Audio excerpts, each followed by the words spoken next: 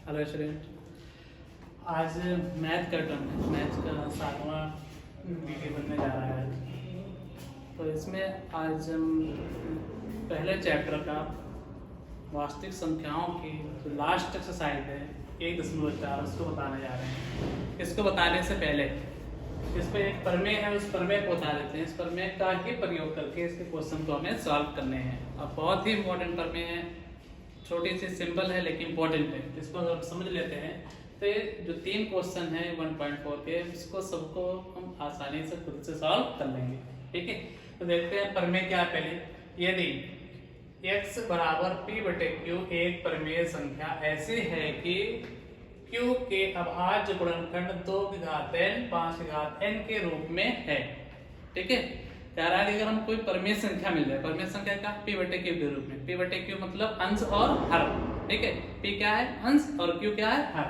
तो अगर p बटे q के रूप में कोई संख्या मिलती है तो p बटे q में जो q है यहाँ पे लिखा हुआ है जहां के रूप में है, जहां m और n पूर्ण संख्या है तो x का दशमलव प्रसार शांत होगा, है ना। q का अभाज्य गुणनखंड यहाँ पे क्लियर लिखा हुआ है, किसका q मींस हर का डिनोमिनेटर का हम क्या करेंगे प्राइम फैक्टराइजेशन करेंगे। प्राइम फैक्टराइजेशन करेंगे, अभाज्य गुणनखंड करेंगे। अगर अभाज्य गुणनखंड उसका 2 की घात n और 5 की घात m के रूप का, जहां n और m क्या है पूर्ण संख्या है, ऋणोत्तर पूर्णांक भी कह सकते हैं। ऋणोत्तर में ऋण से इतर ऋण नहीं होना चाहिए। जब ऋण नहीं होगा, ऋणात्मक नहीं होगा, निगेटिव नहीं होगा तो क्या बचेगा, 0 बचेगा, धनात्मक बचेगा।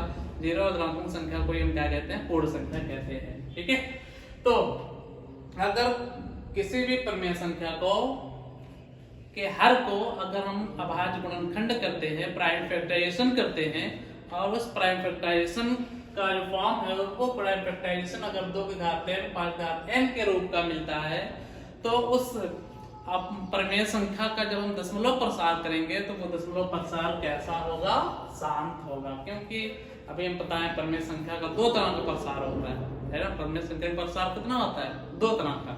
एक होता है शांत, एक होता है अशांत आवर्ती। अनावर्ती नहीं, अनावर्ती में अप्रमेय संख्या हो जाएगा। एक पहला कौन सा होगा प्रमेय संख्या का प्रकार, एक शांत, दूसरा अशांत आवर्ती। तो यही हमें प्रमेय का प्रयोग करके जो 3 क्वेश्चन है इसमें यही पता लगाना है कि कौन सा प्रमेय संख्या शांत है, कौन सी प्रमेय संख्या अशांत आवर्ती है ना। तो उसको पता लगाने के लिए इसी प्रमेय का हमें प्रयोग करना है। और क्या प्रयोग करना है कि जो भी प्रमेय संख्या दी होगी, जो भी रेशनल नंबर दिया होगा, उसके डिनोमिनेटर का प्राइम फैक्टराइजेशन करेंगे। प्राइम फैक्टराइजेशन अगर इस फॉर्म में मिल गया तो हम कहेंगे कि शांत है, अगर इस फॉर्म में नहीं मिला तो हम कहेंगे अशांत आवर्ती है, मतलब नॉन टर्मिनेटिंग रिपीटिंग। ठीक है, तो इसका मतलब क्या है, 2 घात n 5 घात n का मतलब क्या है देखें यहाँ पे। अगर हम यहाँ पे समझा देते हैं 2 घात n गुणे 5 घात n का मतलब ये n और n पूर्णांक कुछ भी रख दें, है ना। तो n का मान अगर हम रख दे 1 और n का घात हम 3 रख दे, तो इसमें जब प्रसार करेंगे उसको फैलाएंगे तो 2 और 5 ही रहेगा। इसमें क्या रहेगा 2 और 5 का कोई दूसरी संख्या इसमें नहीं आएगा। मतलब 2 एक बार 5 3 बार लिखा रहेगा, लेकिन संख्या है इसमें कौन सी, सिर्फ 2 और 5 ही है। अगर हम यहाँ पे एक चीज और हम देखते हैं, अगर n का मान हम 0 भी रख सकते हैं। क्यों, क्योंकि हम बताए हैं कि पूर्ण संख्या है, n क्या है पूर्ण संख्या में 0 भी आता है। अगर मान ले n 0 रख दिए और इसका मान 2 रख दिए तो किसी भी संख्या की घात, किसी भी संख्या का किसी घात अगर 0 है तो उसका मान क्या होता है 1 होता है। अगर ये 1 है, ये 5 है, तो इस प्रकार हमें 5 2 बार मिल जाएगा, 2 इसमें से क्या हो जाएगा हट जाता है ना, जो हट गया। तो ऐसे कंडीशन में हमें क्या करना है, से हमें कंक्लूजन क्या मिला कि किसी भी प्रमेय संख्या का हर प्राइम फैक्टराइजेशन करने के बाद, डिनोमिनेटर के प्राइम फैक्टराइजेशन करने के बाद, हर का अभाज्य गुणनखंड करने के बाद, अभाज्य गुणनखंड में सिर्फ 2 और 5 हैं या दोनों में से कोई एक है या दोनों हैं, ठीक है, तो वो क्या होगा शांत होगा। वो प्रमेय, उस प्रमेय का दशमलव प्रसार क्या होगा, शांत होगा। इसके विपरीत अगर 2 और 5 के अलावा कोई तीसरी संख्या आ गई, उसके अभाज्य गुणनखंड में अगर कोई तीसरी संख्या आ गई 2 5 के अलावा, तो वो दशमलव प्रसार क्या होगा, अशांत आवर्ती होगा। ठीक है, तो हम यहाँ पर कुछ एग्जाम्पल लिखे हुए हैं, उस एग्जाम्पल को हम सॉल्व करते हैं, एग्जाम्पल को देखते हैं कैसे ये होगा। ठीक है, जैसे हमें यही है 13/125 13/125 फिर चेक करना है कि ये टर्मिनेटिंग है या नॉन टर्मिनेटिंग रिपीटिंग है। ठीक है, तो अब देखते हैं, चेक करते हैं कैसे। इसका हर क्या है 125, तो हमें 125 का क्या कर लेना है, प्राइम फैक्टराइजेशन। ये 3 से 2 से डिविजिबल है नहीं, 5 से है तो डायरेक्ट करेंगे 5 से तो कट जाएगा, फिर अभी बात सोचेगा, फिर कटे बना दे, ये प्राइम फैक्टराइजेशन सबको आता है। ठीक है, अगर हम यहाँ पे लिख दिए 13/125 को हम क्या लिख सकते हैं 5 × 5 × 5, तो यहाँ पे अगर हम देखेंगे 13/5 to the power 3।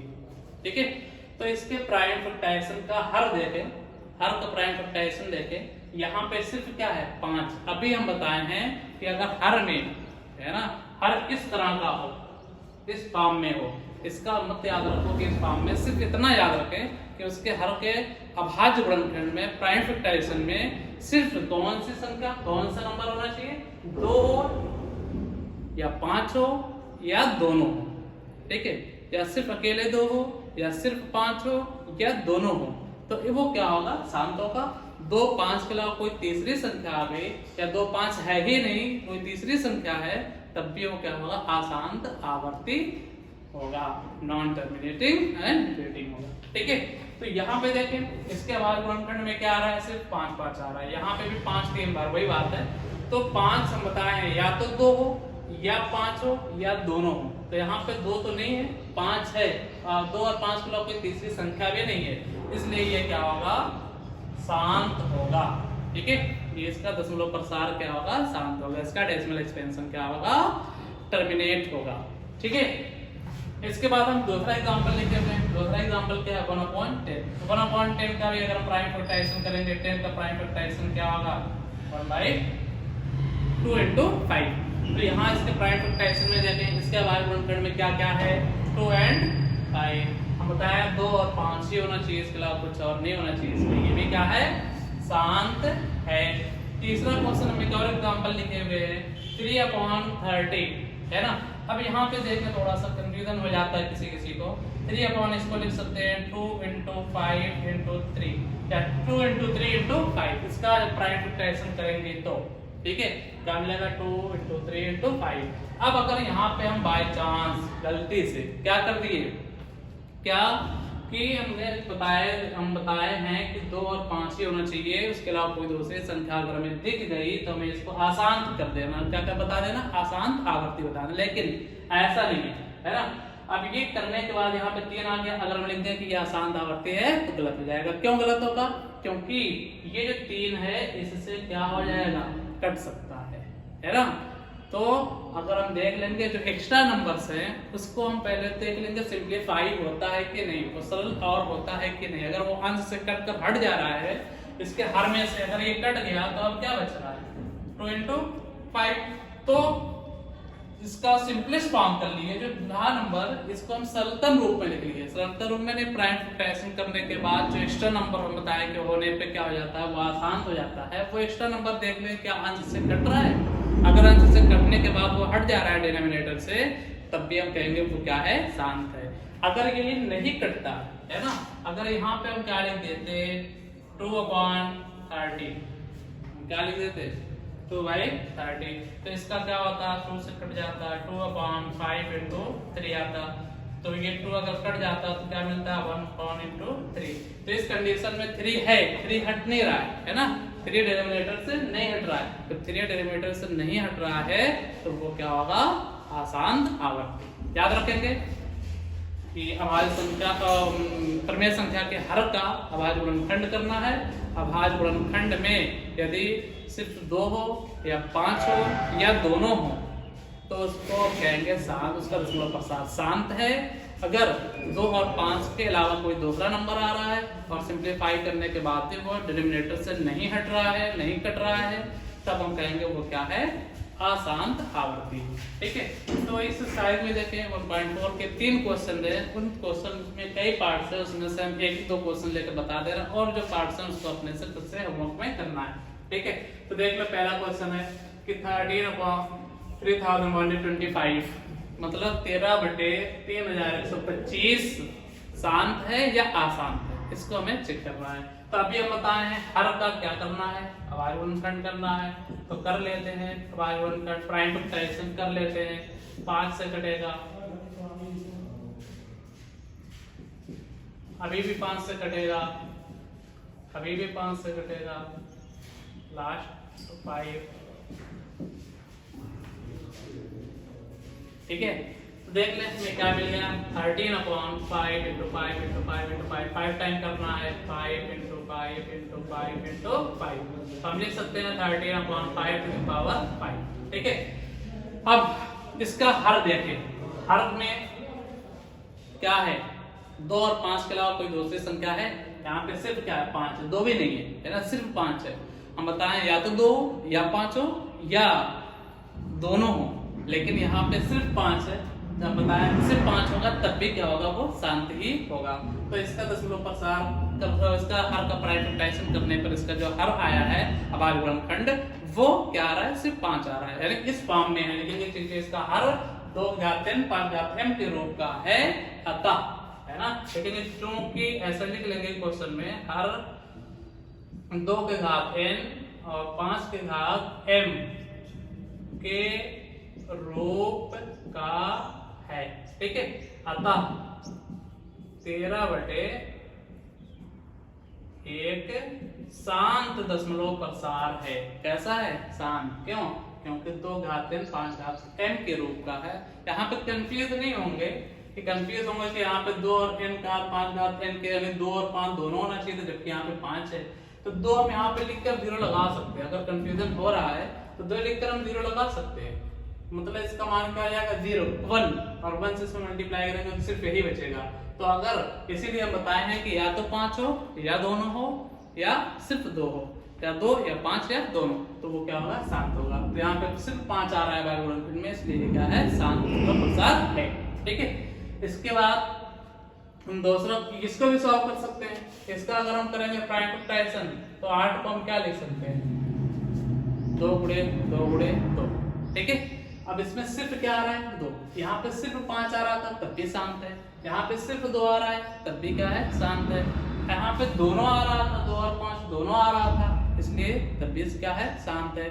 हम बताए हैं कि 2 और 5 के अलावा कोई तीसरी संख्या आ जाए तब कहेंगे वो अशांत आवृत्ति है, ठीक है। तो इस तरह से हम चेक करेंगे, अभाज्य गुणनखंड करेंगे, अभाज्य गुणनखंड करें, उसके हर में अगर 2 और 5 के अलावा कोई तीसरी संख्या होगी और वो तीसरी संख्या सिंप्लीफाई भी नहीं हो रही है, सरल भी नहीं हो रही, कट भी नहीं रही है, तो वो क्या होगा, अशांत आवर्ती होगा, ठीक है। तो कर लिया होंगे। एक ये क्वेश्चन एग्जांपल एक ये था, ये पहले क्वेश्चन का था, ये दूसरे क्वेश्चन के एग्जांपल। दोनों क्वेश्चन में वही करना है कि ये शांत है या अशांत है। किसी में हो सकता है कि आगे बढ़ा हो जो शांत है, उसको हमें, जैसे ये क्वेश्चन हो सकता है दूसरे में, मुझे लगता है कि इसको अगर चेक करना है कि अशांत है या अशांत है, अगर शांत है तो इसको दशमलव प्रसार में भी बदलना भी होगा। उस कंडीशन में हम क्या करेंगे, देखें, अगर हम 17/8 को हम क्या लिख लिए, पहले तो चेक हो गया कि ये शांत है। अब इसको हम दशमलव प्रसार में बदलेंगे क्या, 2 मेथड है, या तो 8 में 17 से जैसे नॉर्मल डिवाइड करी जाती है, जैसे भाग दिया जाए तो इस तरह भाग करके दशमलव में लिख सकते हैं, है ना। दूसरा हम क्या कर ले सकते हैं कि बगैर भाग दिए भी इसको हम दशमलव प्रसार इसका कर सकते हैं। कैसे, जैसे यहाँ पे 8 का हम लिख सकते 2/3, 2 3 बार है, तुम क्या लिखिए 2⁵, ठीक है। अगर हम यहाँ पे 5 भी 3 पावर लगा दें, है ना, 5 भी 3, जितनी यहाँ पे पावर उतना 5 के साथ भी पावर लगा दें, तो सिर्फ हर में तो गुणा कर नहीं सकते। जब भी हमें किसी फ्रैक्शन में, किसी भिन्न में करना होता है तो अंश और हर में दोनों में सेम नंबर से करते हैं, तब जाकर उसकी वैल्यू में कोई इफेक्ट नहीं पड़ता। अगर सिर्फ अंश और सिर्फ हर में करेंगे तो उसकी वैल्यू चेंज हो जाएगी और क्वेश्चन गलत हो जाएगा। अगर हम 5/3 सिर्फ हर में कर रहे हैं तो इसी के साथ हमें क्या करना होगा, अंश में भी करना होगा, ठीक है। अब देखिए यहाँ पे ये दोनों नंबर अगर देखेंगे, घात अगर समान रहती है तो आधार का क्या हो जाता है, गुणा हो जाता है। तो 2 पे 6 क्या हो जाएगा, 10⁻3, और ये 17 गुणे 5 को 3 बार गुणा करेंगे, 5 × 25 25 125। तो यहाँ पे इसके जगह पे हम क्या लिख लिए, 125। अब करना क्या है, इस 17 का 125 में गुणा कर लेंगे, ठीक है। 17 का 125 में अगर हम गुणा करेंगे तो गुणा करने पर जो आएगा वो अंश में लिख लेंगे, और यहाँ पे घात 3 है यानी 3 जीरो है, 3 अंक पे दशमलव लगा देंगे दाहिनी तरफ से। ठीक है, दाहिनी तरफ से 3 अंक पे 3 डिजिट पे पॉइंट लगा देंगे, वही क्या आ जाएगा डेसिमल एक्सपेंशन यानी दशमलव प्रसार हो जाएगा। ठीक है,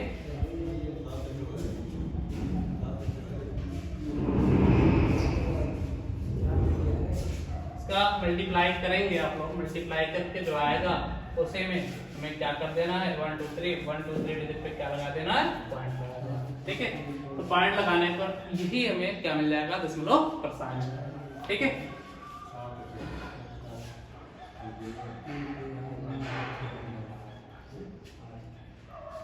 इसके बाद हमें करना क्या है, ये तीसरा क्वेश्चन यहाँ पे है ना।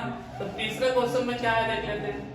तीसरे क्वेश्चन में लिखा है कि ये 3 जो संख्याएं हैं इसमें का दशमलव प्रसार कैसा है ना।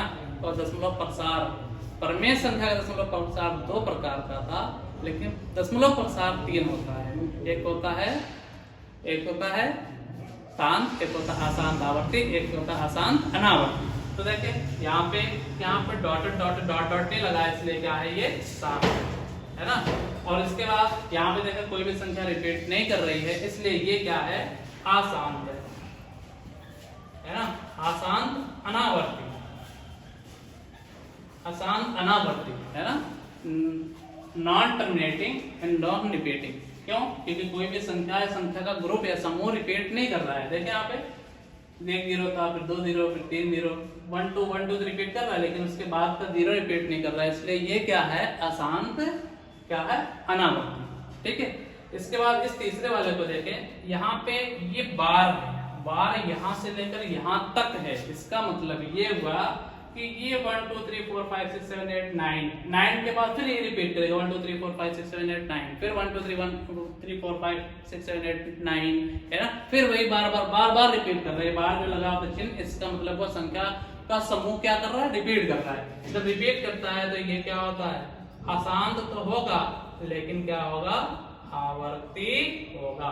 ठीक है, तो ये 3 क्वेश्चन है, तीनों क्वेश्चन को आपको करना है, और जो इसके जो पार्ट बच जा रहे हैं वो पार्ट खुद से करने हैं, है ना। जो पहले क्वेश्चन में एक क्वेश्चन बताया, पहले में जो एक पार्ट बताया, दूसरे क्वेश्चन में एक पार्ट बताया, तीसरे का तीनों बता दिए हैं, तीनों बता दिए हैं, और इसमें जो बच रहे हैं वो खुद से करेंगे, है ना। खुद से करने के बाद अगर कोई प्रॉब्लम होगी